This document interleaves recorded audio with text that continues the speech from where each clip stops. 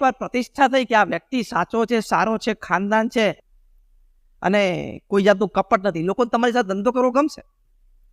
Your presence is an ઓરા. તમારી હાજરી હોય ને એક ઓરા બને, કારણ કે તમે નીતિમય જીવન જીવો છો, પ્રામાણિક જીવન જીવો છો. એક BAPSના અમારા સત્સંગી છે, ડિસ્ટ્રિક્ટ જજ તરીકે રિટાયર થયા, મનુભાઈ ઠક્કર. પ્રમુખ સ્વામી મહારાજ ભરૂચમાં હતા ત્યારે ભરૂચમાં પ્રમુખ સ્વામી મહારાજને મળવા માટે મંદિરે દર્શન માટે આવ્યા, કારણ કે એ વખતે ભરૂચમાં ડિસ્ટ્રિક્ટ જજ હતા, અતિ પ્રામાણિક. અને જ્યારે ગુજરાત હાઈકોર્ટના ચીફ જસ્ટિસ પાસેથી એમને પરમિશન લીધી અને લોક અદાલત ચાલુ, ત્યારે ભરૂચમાં એક જ દિવસમાં 17,000 કેસ સોલ્વ કરેલા. Again I am repeating the word. એક જ દિવસમાં 17,000 કેસ લોક અદાલતમાં. પછી જ્યારે એમની રાજકોટ ટ્રાન્સફર થઈ ત્યારે ફરી એક લોક અદાલતની માંગણી કરી, ફરી એક ચીફ હાઈકોર્ટે પરમિશન આપી, એક જ દિવસમાં 25,000 કેસ. એ પોતે સરકારી ગાડી વાપરે ઘરેથી કોર્ટ જવા માટે, અને બીજી કોઈ જગ્યાએ જવું હોય તો ઘરની બીજી ગાડી વાપરવાની. એને કહ્યું કે કોકવાત સ્વામી ઉતાવળ હોય, ટાઈમ ના હોય તો હું મંદિરે દર્શન કરીને ઘરે જાઉં તો એટલું બિલ હું બીજે દિવસે મૂકી દઉં છું, એટલે કે એટલું પેમેન્ટ હું બીજે દિવસે કરી દઉં છું. આટલી પ્રામાણિક વ્યક્તિ. જીવનમાં આનંદ કેટલો હોય. કોઈ પણ સમાજ કે કોઈ પણ ગેધરિંગની વચ્ચે મસ્તક ઊંચું રાખી શકે કે મેં મારા જીવનમાં કાંઈ ખોટું નથી કર્યું. કોઈ પણ સમાજ કે કોઈ પણ ગ્રુપની વચ્ચે એ પોતે broad smile on his face એ સાથે જીવી શકે, એ જીવનમાં મોટામાં મોટી કમાણી છે. હા કે ના? જે દેશી ભાષામાં આપણે એક શબ્દ બોલીએ છીએ કે મેં કોઈની અડધો કપ ચાય નથી પીધી, પૂછો બજારમાં. એટલે ચા ન પીધી એવું નથી, મિત્ર ભાવે બેઠા ને પીધી હોય, પણ આનો અર્થ શું છે આ કહેવતનો? કોઈનું થોડુંક પણ મેં ખોટું લીધું, એ રાઇટિયસનેસ. અહીં કચ્છમાં તમારે ભૂકંપ આવેલો 2001ની સાલમાં, ભયંકર તારાજી હતી. 26 જાન્યુઆરી 2001 સવારે 8:45 વાગે સ્કૂલોમાં ધ્વજવંદન ચાલુ હતું ને ભૂકંપ આવેલો. એ વખતે પ્રમુખ સ્વામી મહારાજને સમાચાર મળ્યા કે ભુજમાં આવો ભયંકર, મને કચ્છમાં સમગ્રમાં છે, વાંકાનેર, મોરબી, અમદાવાદ સુધી ફોલ્ટ લાઈન ગયેલી. પ્રમુખ સ્વામી મહારાજ તરત જ અહીંયા ભુજમાં અમારા સ્વામિનારાયણ મંદિરે ફોન કર્યો કે આપણું મંદિર ઊભું છે કે પડી ગયું, પહેલા તો એ તપાસ કરવી પડે ને. તો કે ઊભું છે. પ્રમુખ સ્વામી મહારાજે સંતોને આજ્ઞા કરી કે તાત્કાલિક રસોડું ચાલુ કરી દો. હમણાં 12 વાગશે, 3 કલાક પછી લોકોને જમવાનું નહીં મળે, જમશે ક્યાં? અને ભુજ BAPS સ્વામિનારાયણ મંદિરમાં રસોડું ચાલુ થયું. એ જ દિવસે બપોરે, એટલે 26 જાન્યુઆરી ભૂકંપના દિવસે 17,000 લોકો જમ્યા. પ્રમુખ સ્વામી મહારાજને રિપોર્ટ આપ્યો એટલે પ્રમુખ સ્વામી મહારાજે કહ્યું કે રસોડું ચાલુ રાખો, અમે અનાજને સીધું સામાન મોકલીએ છીએ. અને ચોથા દિવસે 30 જાન્યુઆરી 2001ના દિવસે પ્રમુખ સ્વામી મહારાજે મુંબઈથી મુન્દ્રા પોર્ટ ઉપર 800 ટનનું જહાજ જીવન જરૂરિયાતની મટીરિયલનું અહીં મૂકી દીધું. અમે લોકો એ વખતે સેવામાં હતા. આ બધું જ મેં પ્રત્યક્ષ જોયું છે. એ વખતે અમે લોકોએ આ શિપ ઓફલોડ કરી અને 509 ગામોમાં એનું વિતરણ કરેલું. હવે સાંભળજો રસપ્રદ કહાની. તે વખતે ઇઝરાયેલી આર્મીની ડિઝાસ્ટર મેનેજમેન્ટ ટીમ ભુજમાં આવેલી, અને આપણે અહીંયા શાસ્ત્રી મેદાન છે ને ભુજમાં, જુબિલી મેદાન છે. એ જુબિલી મેદાનમાં એ લોકોએ મોબાઈલ ICU મૂકેલું.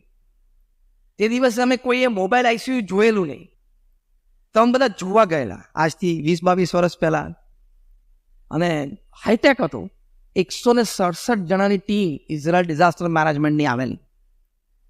ઓલ આર્મી મેન હતા. મિસ્ટર શોલોમ એ પોતાના 2-4 મુખ્ય વ્યક્તિઓ સાથે ભુજમાં જે સંસ્થાઓ કામ કરતી બધાની વિઝિટ ઉપર હતા, અમારે ત્યાં આવ્યા. એટલે પહેલા તો જોયું કે ટેબલ ઉપર ગરમ ગરમ ખાવાનું મૂકી રહ્યું છે. સાંજે 6-6:30 સમય તમને પૂછ્યું કે વોટ ઇઝ ધીસ? ગરમ ગરમ ખાવાનું મૂકી રહ્યું છે. સાંજે 6-6:30 સમય તમને પૂછ્યું કે what is this?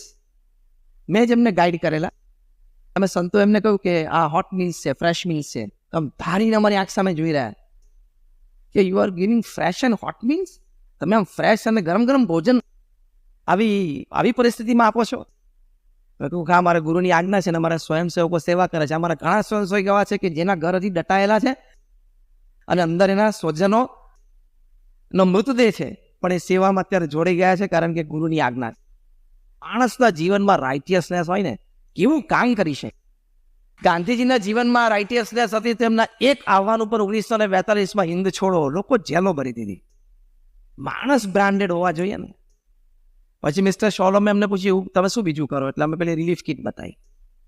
Relief kit બતાવી તો કે કેન આઈ સી ઇનસાઇડ, એટલે મેં કીધું હા ફીલ કમ્ફર્ટેબલ, એટલે અંદરથી એને બધું કાઢ્યું. રિલીફ કિટમાં તો નોર્મલ સી હોય, એક પરિવાર હોય, પતિ પત્ની અને 2 સંતાનો, દીકરા દીકરી 4 જણા માટે એક જોડી કપડાં હોય, એકાદ અઠવાડિયું ચાલે એટલું રાશન હોય, રાશન અને કપડાં આટલું જ હોય રિલીફ કિટમાં. અંદર એમને હાથ નાખી નાખીને કાઢ્યું તો એક નેલ કટર નીકળ્યું ને એક કોમ્બ નીકળ્યો ને એક હેર ઓઇલની બોટલ નીકળી. એટલે બહુ આશ્ચર્ય થયું કે વોટ ઇઝ ધીસ ઇનસાઇડ. એટલે અમે એમને કહ્યું કે અમારા ગુરુએ આખી રિલીફ કિટ સાંભળી. હવે એક વખતે પ્રમુખ સાહેબ મહારાજની ઉંમર 81 વર્ષની હતી, અને રાત્રે 11 થી 12 10 મહિના સુધી રોજ એમણે ભુજ ભૂકંપનો BAPSની કાર્યવાહીનો રિપોર્ટ લીધો છે એટ ધ એજ ઓફ 81. પ્રમુખ સ્વામી મહારાજે આ કીટ જોઈ એટલે એમણે કહ્યું કે અહીંયા લોકોને ઘણા બધાને નખ વધી ગયા છે, કારણ કે અઠવાડિયું જેવું થયું, તમે જમવાની અનુકૂળતા નહીં આવે, આપણે એક નેલ કટર મૂકો. અને સંતોએ કીધું કે સ્વામી કોઈ દિવસ રિલીફ કિટમાં નેલ કટર હોય નહીં. મારા જેવો કોઈ કીધું સ્વામી અત્યારે તો બધા નેચરલ નેલ કટર વાપરી લેતા હોય. સ્વામી કે ના મૂકો.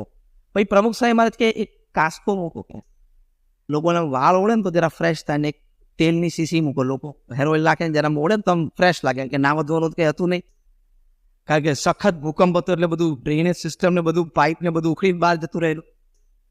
તો મિસ્ટર શોલમને એમ થયું કે આવી ભાવનાથી એ કામ કરે છે. નોર્મલી ડિઝાસ્ટર મેનેજમેન્ટમાં શું હોય કે કોથળીમાં થેપલા 4 મરચાં નાખીને આપવા જ મળવાનું હોય, બહુ તો સુકડી હોય.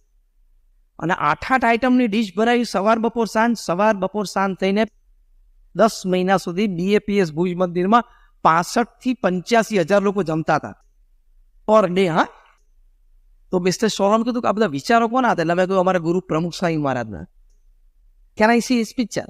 એટલે અમે પ્રમુખ સ્વામી મહારાજનો ફોટોગ્રાફ દેખાડ્યો. પહેલું જ એમણે ઓબ્ઝર્વ કર્યું, એટલે બહુ સરસ ઓબ્ઝર્વ કર્યું કે તમે સંતો છે, તમે મુંડન રાખો છો, યુ ડોન્ટ હેવ હેર્સ, અને તમે કોઈ દિવસ વાળ નથી ઓળે. એટલે હું સમજી શકું છું પ્રમુખ સાહેબ હા એટ ધ એજ ઓફ 17 અમે દીક્ષા લીધી, ઇઝ ટુડે 81, એટલે લગભગ 65 વર્ષથી એમને વાળ ઓળ્યા નથી, કારણ કે વાળ જ નથી માથા ઉપર.